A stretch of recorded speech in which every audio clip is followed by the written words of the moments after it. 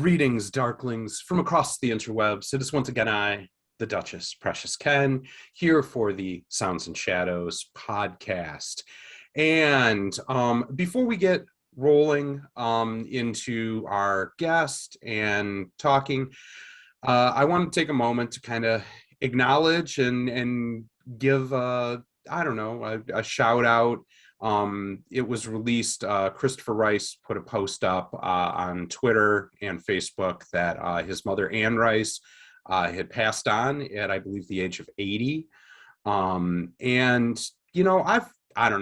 Through my youth, had a very love-hate relationship with Anne Rice's writing, where it was so descriptive sometimes. It would just be too much for me.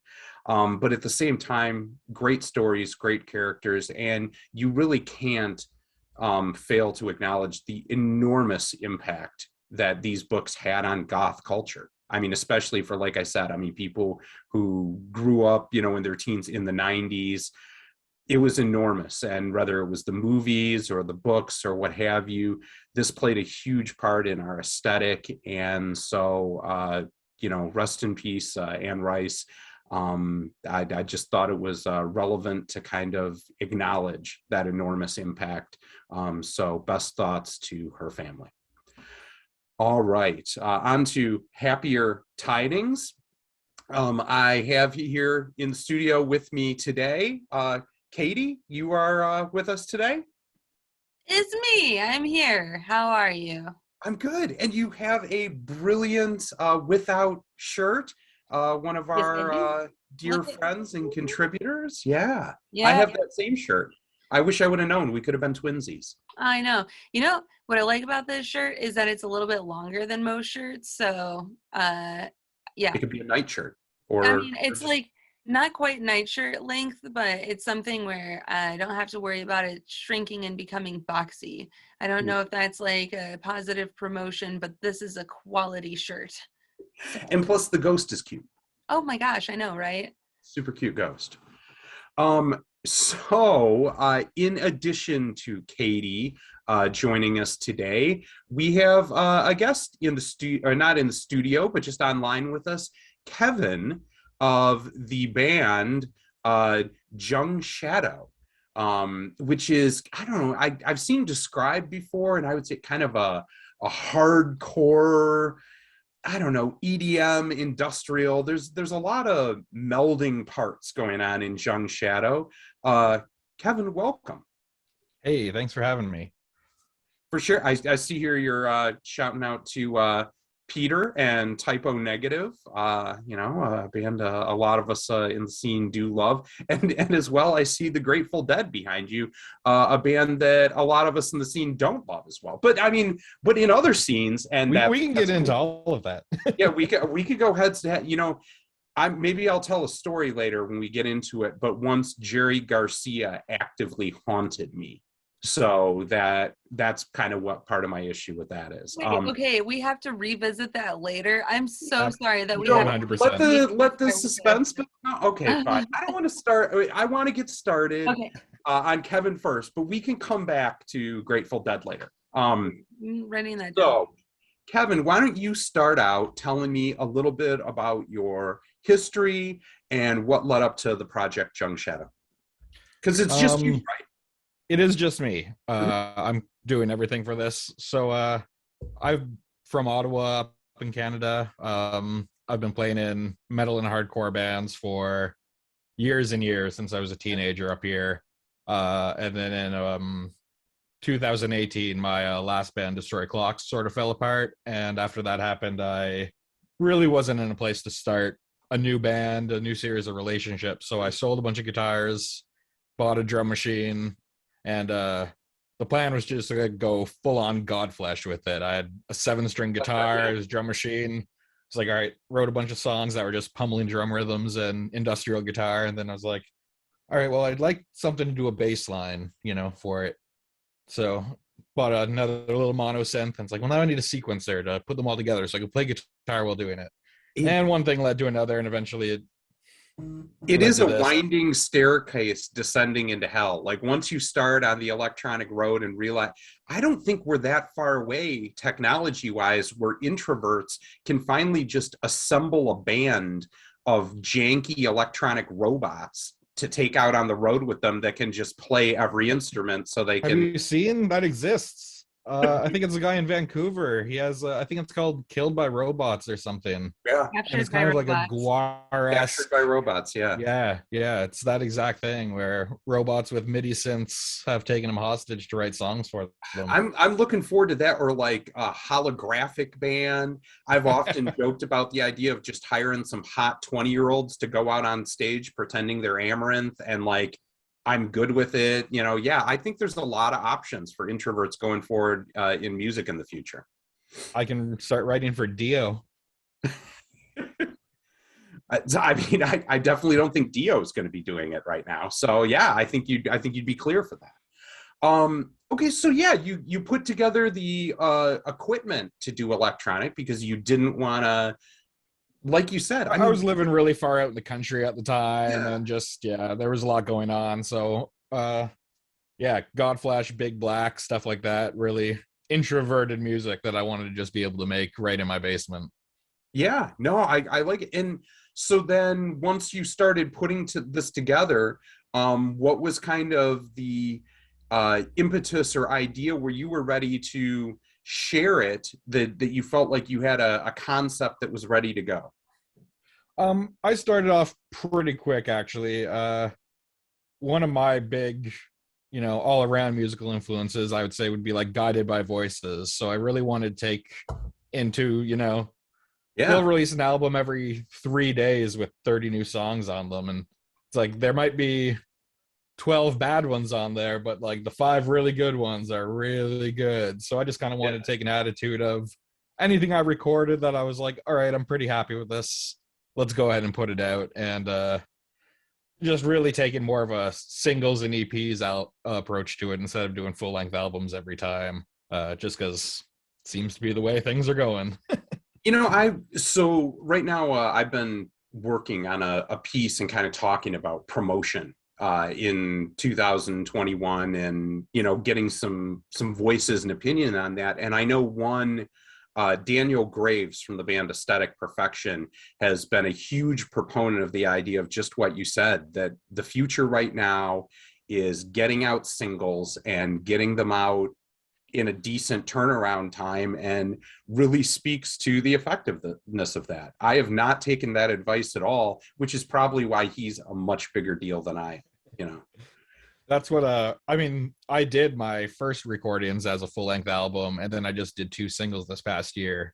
But I mean, in the amount of hits that you get from posting once versus just spreading it out seems to speak for itself in that. And if that's what you're going with at this level of making music, where you're trying to build that fan base, get that engagement, just the more audio content you can put out in a wider span. And I mean, Nine Inch Nails did the whole series of EPs, so if it Mhm. worked for them, you can That's true. with People have 3 heard of that songs you guy. can still have a bit of a People concept, right? It's not so individual. Yeah. So speaking of concept, why don't you take me through? Because I think this is a pretty big transition when you go from working with multiple people, a democracy of kind of having voices come into the songwriting process and all sharing in that, to it's you in a box. And this is, every idea has to come from you, but then again, also you can move forward on those. So walk me through your songwriting process. What does it look like from the first spark of an idea through getting a finished recorded single? Well, yeah, that's actually a really good question. That I'm a professional. so coming from playing in like hardcore bands through the like early 2000s, I was used to writing guitar riffs, coming up with a vocal line, writing things around there. And that was still, when I was writing the metal bands, I was usually the main songwriter, main arranger. So I had really talented musicians working with me, but it was still usually having to tell them kind of the vibe that I wanted. Sure. So once I learned the technical aspect of how to program a drum machine, how to program the sequencers, it was more of just learning how to get what was in my head out on that box, however it worked. Which was really interesting to do because I'm a big gear nerd. I come from a guitar player background. I have pedals and guitars everywhere. So delving into this side of it, I know there was probably easier ways to do what I was doing, but I really like the puzzle of I bought one piece of gear. How do I get this to interact with another piece of gear to do what I want to do? And it's kind of like when you don't really know how the synth world works, it's a really weird puzzle that you're trying to put together. And when you're doing it, on Kijiji and Craigslist purchases, it gets another great level of like, oh, can I somehow rig up this one MIDI synth because it has a MIDI through that will let me control this pedal with it. So Yeah, that end of I it's think really that's fun. That usually actually inspires a lot of the sounds that come out. I do think that's another very underrated piece of it. I was just talking to Colin in the studio the other day when we were working on it.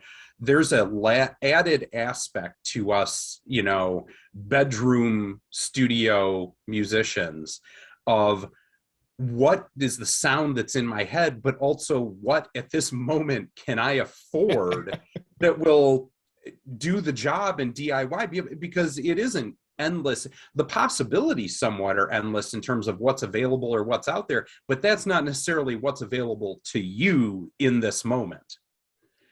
Absolutely. You're absolutely right. Luckily, with a fair bit of mixing knowledge, you can make most things happen. And I send my songs out to be mixed, mainly for the fact that just to get another set of ears on them before I really release them. I've got a guy who I've been working with for years. So I send them over to Shout be him mixed out. and mastered. Who is it? Oh, Topon Daz, local legend of grindcore band Fuck the Facts. Oh, cool. They were on Relapse Records for a while. They've toured all over. They put out an amazing album last year. But yeah, this is a guy who I was going to go see with a fake ID when I was 15 years old at bars that no longer exist anymore, playing in, a two-man grindcore band. Sure. That then ascended to probably the biggest band that's come out of Ottawa, Canada. And now he's running a studio. So I was working with him when I was playing in metal bands, and he's really into noisy electronic Justin Broderick, JK Flash stuff. So when I send him my stuff, he really has instead of mixing, a bunch of grindcore 30-second song bands, he's like, oh, he sent me individual cymbal tracks that I could run through all these programs. And so he really adds another layer to the songs. And you need to make sure to send us a link so we can shout them out in the interview. Absolutely. Yeah, they're amazing. Katy, do you want to jump in with one? Okay, so when I look at the background, and see all of the synths and all of the gear, my one question in regards to what you're doing is what do you think is your secret weapon back there? Ooh, so that's a big question. I got the TR-8S, that drum machine from Roland. That was probably the first thing I bought for this project, just because it was the easiest to use drum machine. And that really got me started. So that plays a really important role, and I still use most of my sounds from there. But for all of this, I have the Squarp Pyramid, which is it's a sequencer. It's super powerful. Pretty much it's the brain behind all of this. I can plug all of this to it, control it with one little box. It tells everything what to play, when to play it. Without that thing, I wouldn't really be able to layer anything the way I do it. It makes recording. I track everything right in this room, and it's just,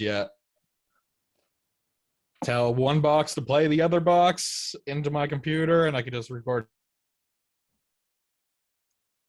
Oh no, there's a little connection issue right now. Recording on a tape. Oh no, it's okay, you're back. I got you. I apologize. Oh, yeah.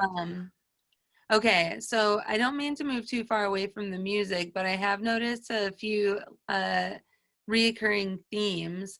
Well, mainly just one. I've noticed that there are cats. You have a profile picture where you're wearing a cat shirt, and then one of your shirts or one of your songs is called 9 Lives. Do you have a cat? If so, what is their name and what is their story?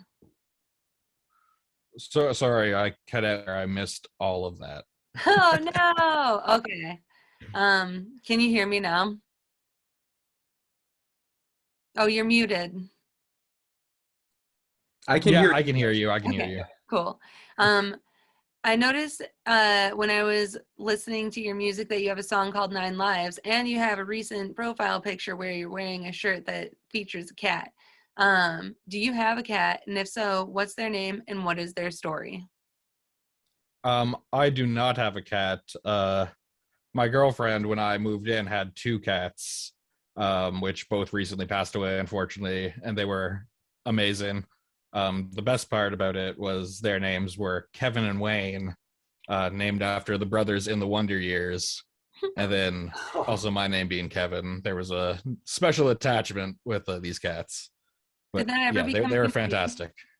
Like when she was calling her cat, and then it would be like, "What did you say?" You get lots of like, "What the fuck, Kevin?" If there was like a turd on the floor somewhere, and I assure you, And that wasn't you, just to clarify. you would probably know. So, okay. Yeah. R.I.P. Kevin and Wayne. I'm so sorry to hear that. Yeah, I am really sorry to hear that. That's Moment of Being an silence animal owner. for Kevin and Wayne. Okay, so when back to the music and stuff, like I don't know what the live show presence is in your town right now. But what would a live show be like in this next year with your setup? So I've actually played 2 shows in the past couple weeks. First one's back since 2019. So I played one with No Joy, who's from Montreal. She's a fantastic shoegazy dance artist. I played with her a few other times when she came through Ottawa. So I opened for her a couple weeks ago, and then just on 2 nights ago, I've got a improv noise band that made their debut playing in this little art gallery record store, which had a fantastic turnout. Like, it was packed in there, which was, everyone was masked up, vaxxed and everything. But yeah, it was a weird turnout for the Ottawa improv noise scene. Usually doesn't have 30, 40 people showing up, but I guess maybe the pandemic has made people desperate for anything, so Sure. they'll withstand my nonsense. They're hungry. They're hungry for the music. They don't care if it's just noise. Well, that's exciting. Yeah, it was really nice to be back into it. What is your improv group called?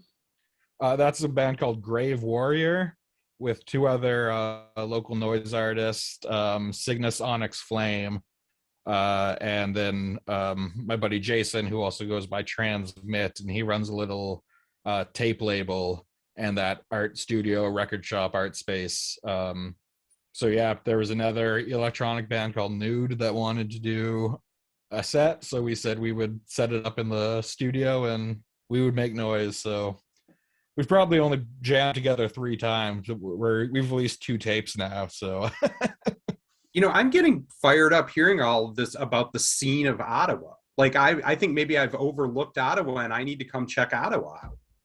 You're like the rest of the world. The interesting thing about Ottawa, it's, when you're talking about touring Canada, you've really only got 3 cities you're going to hit. It's Toronto, Montreal, Vancouver. Yeah. Ottawa's right between Montreal and Toronto. See, so when you're doing like the Friday, Saturday, you're going to want to hit Montreal and Toronto on Friday and Saturday. So guess who gets left out every time is Ottawa. So, yeah. But no, we're a pretty big town with a pretty big music scene. So Ooh. That's really cool. Like, we're a little bit the same thing. We're kind of a dot in between of Kalamazoo, Michigan, right between Detroit and Chicago. So we're like right in the middle. So yeah, we're a little bit the same, but we do get a lot of those stopovers, somebody touring in between. So on the Monday and Tuesday nights and things like that. Yeah, most bands is like, you have to go and drive 2 hours to go to Montreal to go catch it. But road trips are usually pretty fun. Now, if you're okay with seeing Kansas on a Thursday, then you can see them at the State Theater, but it's a bit much if you've got to wake up the next morning. I mean, like, what is, like, is it kind of like it is here? Like, is there a big, like, house show scene there? There was for a while. There was a bunch of, downtown punk houses that would do, the crust punk shows. And it was that way for a little while. We've had a couple other like DIY venues. There was one, I don't know what happened to it, but we had a place called Makerspace that, you could kind of rent it out and do whatever you wanted in there. So woodworkers would rent it out as a shop for a week, and then promoters would go and use it at nights for a venue. That's cool. I haven't seen that around recently. I saw Photo Crime there a little while ago. But yeah, I mean, pre-pandemic, there was a decent amount of house shows and DIY venues. The place I just played a couple weeks ago is Club Saw, which is an art and video gallery that when I was a kid, that's where you'd go to see all ages hardcore and punk shows because they let you play in the basement. And now they've renovated with government grants, and they've actually got like a stage and a sound system, and it's a wonderful new venue when a lot of the other venues in the town have shut down. I mean, it's been a really rough year when it comes to like the spaces and venues and stuff, but hopefully we'll be seeing a resurgence of more and more places soon. Circling back to your music, like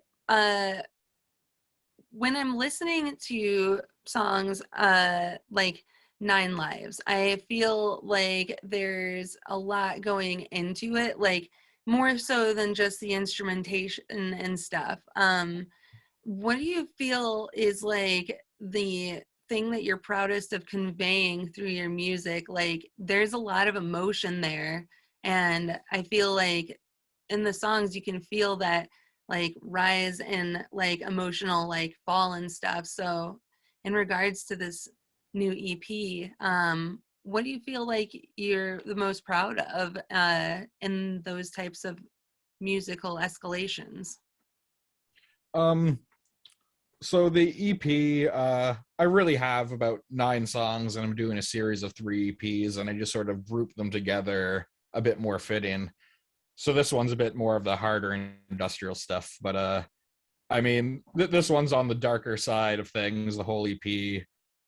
It's about, moving forward and keeping your head up through the worst of times, essentially, is the overlying theme to it. But I mean, 9 Lives is essentially about up here in Canada, we've had a big uncovering of it was a residential school incident where a lot of our Indigenous population were put into these schools, and they started finding unmarked graves of all the kids at these schools, and the number escalated really high, really quick. They were all Catholic-run schools, so this was kind of a song about that, and then just like the resiliency of a community of people coming together when that's their entire background, the Native community.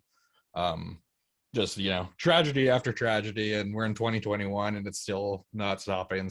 But so we've got a few bands up here, hip-hop bands like Hallucination and Snotty Nose Res Kids that are really doing awesome things. And yeah, so it's really about just communities coming together in the face of tragedy, and keeping your head up and moving forward no matter how bad and dark things get. Wow. Thank you for illuminating that. Like, I saw the press about that uncovery a few months ago, and it is just so incredibly tragic, like just unfathomable.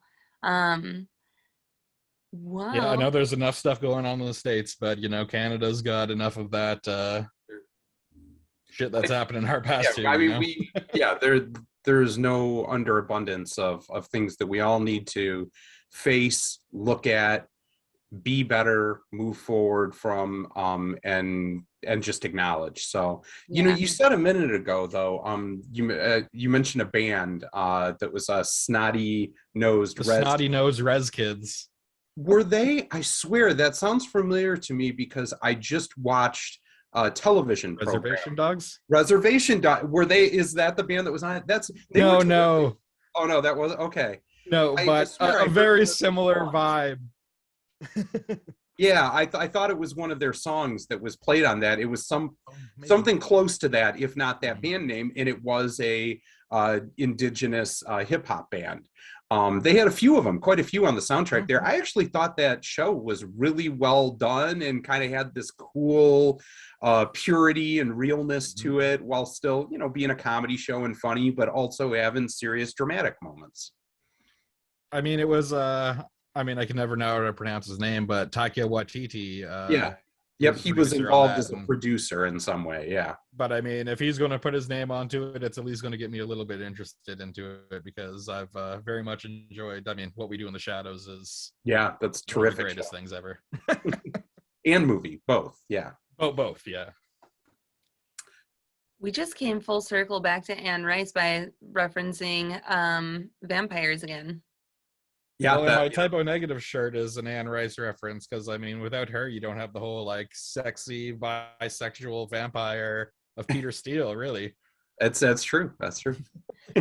Okay, I've got one last question, because we covered a lot of ground on like some music and things like that, but like, okay, there's a lot that you've mentioned and a lot in the background of your shot too. Like, what are some of your outside like hobbies and interests and stuff? Because you're talking to two kind of like D&D kind of nerds over here.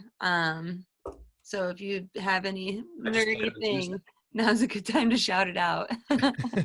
No, I've done a few D&D campaigns in my day as well. Nothing too ongoing or recent. I mean, this takes up a lot of my time. You know, I'm a big TV nerd. I delve deep. I binge hard. My plan for this upcoming year is I'm going to try to actually like write a script for a TV show I've had in my brain for very years cool. that I've kind of half done about a dozen times. So I bought a new notebook. I bought some pens. Maybe that's as far as I get, but if I put it out there, maybe I'll be inspired to actually. I'll make be it happen. interested to hear that treatment. Well, you'll have to give us that pitch when you're ready. Well, the pitch is sort of, you know, mostly it's going to be 4 kids living in a punk house throwing basement shows. Okay.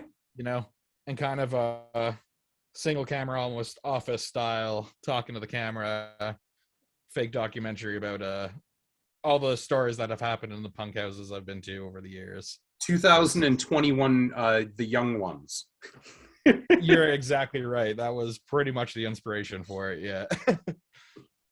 Well, very cool. I mean, a 2021 Viv would be a great character.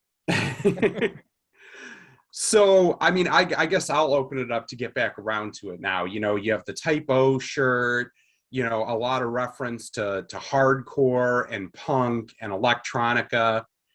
And then you have a Dead poster on the back wall there.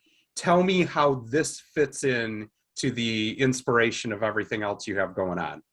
Well, I mean, the Dead get so much hate, and I don't. True. Yeah, I mean, hippy dippy stuff aside, they were instrumental in, you know, the whole punk rock mentality. They were doing the DIY scene 15 years before punk rock was even conceived. They were doing their own Sandman, hiring their own crews, playing wherever they could, recording everything they possibly could, releasing as much as humanly possible. And just that commitment to the vision of, we're going to take this all in our own hands, we can do it all ourselves, is inspiring. And I mean, some of the jams, Working Man's Dead, I don't care if you don't like country music, that album's fantastic. All right, you know what? I never really thought of it that way before, so that's a valid point. I'll break down my quick Jerry Garcia story that I was talking about, which was, I think I was like 15, and there was a coffee house in Ferndale, Michigan called Gotham City Coffee House, and it was in the early 90s. It was one of the only coffee houses, like that was a big hip thing in like the late 60s.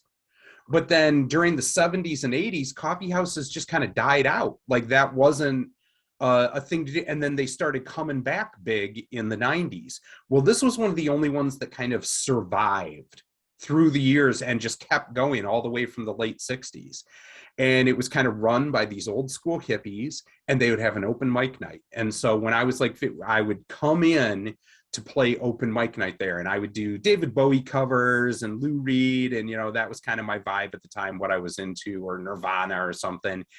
And I got up there in my black trench coat and my eyeliner and the whole bit, and some of the old hippies in the back, when I was getting ready to do a set, were like, "Hey man, play one for Jerry tonight." "Yeah, man, play one for Jerry." And I was like, I would rather cut off my left arm than play one for Jerry. Like, F Jerry and blah, blah, blah. And they all looked at me and like, "Dude, Jerry died tonight." And I was like, oh, fuck. And these like old hippie, they turned on me. They had like broken bottles and shit. Like they were ready to go. I was like a 15-year-old, and I was like, oh shit. And the owner comes up and goes, "Ken, I like you and I like what you do, but I think you probably should just go right now, real fast." And like, so Jerry came back to get, and ever since then, I've been a little dubious about Grateful Dead, that he was out to get me. That's amazing. That was my Jerry Garcia story. What you reminded me of was there was a National Lampoon movie from a few years ago called Electric Apricot with Les Claypool from Primus in it. And he's a prog metal drummer that joins a hippie jam rock band. And they keep trying to play this coffee house, but they can't fit his drum set in. So he sets up on the sidewalk outside. But the guitar player from that band gets haunted because he sees the face of Jerry Garcia burnt into a tortilla on his burrito. And he gets haunted by the ghost of Jerry Garcia from that. So wow, that's funny. All right, so tell people, as we're wrapping up, is why they need to be excited for this new album coming up, and then I want you to introduce a single that we will spin out to. All right, so yeah, new EP called Box Cutter is out January 7th. There's going to be the first of 3 EPs that I'm putting out this year. This one's really heavy, really industrial, lots of layered drums, lots of crazy things going on with the vocals, couple guitar solos in there as well, but yeah, this are they is 30-minute really happy with the way Big Garcia solos or just regular? No, I'm from the school of Black Flag, so they're Greg Ginn, okay. Play whatever notes happen and go with it. That's a Jerry Garcia solo too. Black Flag and Grateful Dead have a lot of overlap if you really look into it. That's a whole thesis that I'm going to have to get written out to me later. Yeah, I might be the one to do that, to be honest. But yeah, so first of 3 EPs that'll be putting out over 2022, January 7th. It's up everywhere. And first song streaming off that will be Origami Man. Oh, cool. All right. Well, I really thank you for coming on and talking with us. And let's spin out to Origami Man. For all of you out there in interweb lands, this has been Sounds and Shadows interview with Jung Shadow. And keep it fucking dark, yo.